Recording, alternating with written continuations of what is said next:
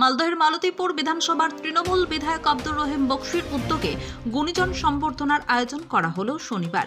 এদিন চাঁচল 2 নম্বর ব্লকের জালালপুর মাঠে এই সম্বর্ধনা জ্ঞাপন অনুষ্ঠানে মালতীপুর বিধানসভার 11টি অঞ্চলে 4000 ইমাম ও মুয়াজ্জিনকে সম্বর্ধনা দেওয়া হয়। আব্দুর রহিম বক্সি বলেন, সাম্প্রদায়িক সম্প্রীতি বজায় রাখতে সারা বছর এলাকায় সব সম্প্রদায়কে সম্বর্ধনা দিয়ে থাকি। উপস্থিত ছিলেন রাজ্যের মন্ত্রী তাজমুল হোসেন, মালদহ জেলা তৃণমূলের সংখ্যালঘু সেলের সভাপতি নজরুল ইসলাম, মালদহ জেলা পরিষদের প্রাণী সম্পদ দপ্তরের কর্মাধ্যক্ষ রিয়াজুল করিম বক্সি, চাঁচল 2 নম্বর সংখ্যালঘু সেলের সভাপতি আফসার আলী, মালদহ জেলা পরিষদের সদস্য আব্দুল হাই, শিউলি পারভিন, রেহানা পারভিন ছিলেন। চাঁচল 2 নম্বর পঞ্চায়েতের সভাপতি বাদল সাহা, সভাপতি আবুল কালাম আজাদ, চাঁচল 2 নম্বর ব্লক আদিবাসী সেলের সভাপতি ভাইও মুর্মু, চাঁচল 2 নম্বর ব্লক যুব সভাপতি জয়দেব ঘোষ সহ আরও অন্যান্যরা।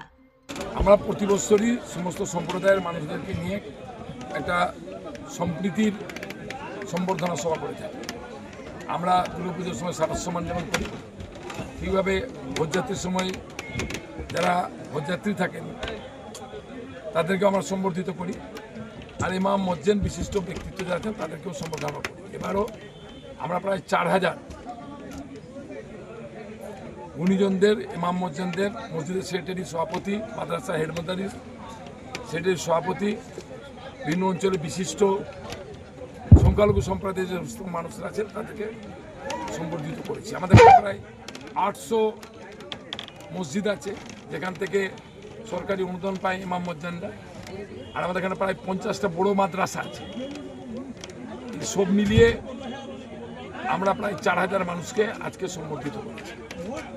খুবই ভালো লেগেছে যে সবাই উপস্থিত হয়েছিলেন, সবাই আমাদের এই সম্মান গ্রহণ করেছেন এবং সবাই মহান করুণা আল্লাহ তাআলার কাছে দোয়া করেছেন যে অশুভ শক্তি যেটা ভারতবর্ষ জুড়ে সাধারণ মানুষের জীবনকে ধ্বংস করছে, যে অশুভ শক্তি শুধু ক্ষমতার লোভে পশ্চিমবঙ্গের সাম্প্রদায়িক সম্প্রীতিকে বিনষ্ট করে মানুষকে মৃত্যুর মুখে ঠেলে দিচ্ছে, তারা ধ্বংস হোক, তারা খতম হোক।